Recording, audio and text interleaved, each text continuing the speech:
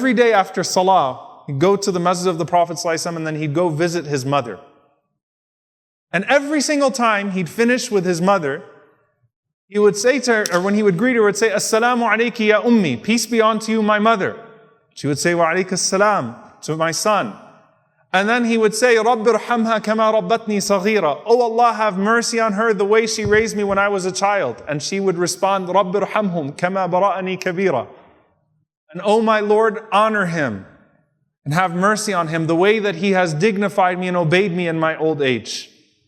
Can you imagine that was the dua of Abu Hurairah that he would hear 5 times a day from his mother? That, and oh Allah, have mercy on him because of the way that he treats me in my old age. I guarantee you, again, Abu Hurairah radiallahu ta'ala anhu, not knowing his place in history at the time, every one of our radiallahu anhu does not equal in the sight of Abu Hurairah what it was like to hear that from his mom every day. رَبِّ ارْحَمْهُ كَمَا بَرَأَنِي كَبِيرًا. Oh my Lord, have mercy on him the way that he honored me in my old age. Dear brothers and sisters, that single dua is so precious. I want to end on a few concepts with this. There is no limit to that dua, no limit to that supplication of a parent. There is a narration and it has no sanad, it has no chain, so I'll put that out there, but it has a beautiful lesson that Musa alayhi salam asked Allah subhanahu wa ta'ala, Sa'ala Musa rabbahu man rafiqi fil jannah, that he asked Allah, who is my companion in paradise? And so he was told about this particular man and he goes to see this man and he's not known, he's anonymous. At least as far as Musa alayhi salam was concerned, to the public. And he goes and he spends some time with this man, he asks his permission, and all he would see is that every day this man would save the best food, the best water that he would collect. He would do what he could and then he would enter upon his mother and he would serve her. Every single day. And Musa alayhi salam asked him what was happening in that process, and he said, every single time I serve her, then she makes this dua, and he does not know that it's Musa alayhi salam in front of him, that she makes this dua, Allahumma ja'al waladi hadha, oh Allah, make this son of mine, ibni hadha, rafiqa Musa fil jannah. The companion of Musa alayhi salam, the companion of Moses in Jannah. Subhanallah, the dua of a mother could even get you the companionship of a prophet. That lesson is valid.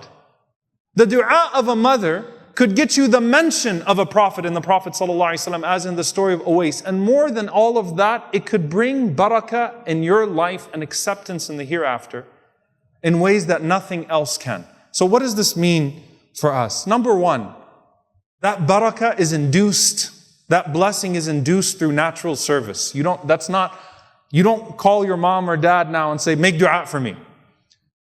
Take it as a lesson for you to do things that will naturally induce a good dua. That's the first thing.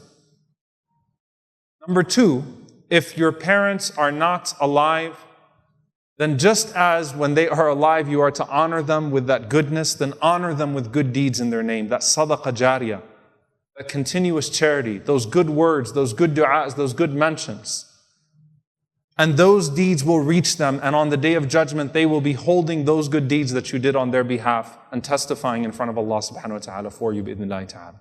So that door is not shut. And the last thing I want to speak to, because it frequently comes up in the community, the mother-in-law. None of these khutbahs are excuses for oppression.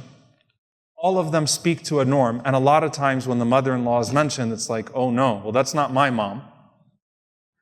If the dua of a mother can bring that much barakah in a person's life, you better want your spouse to get that dua from their mother.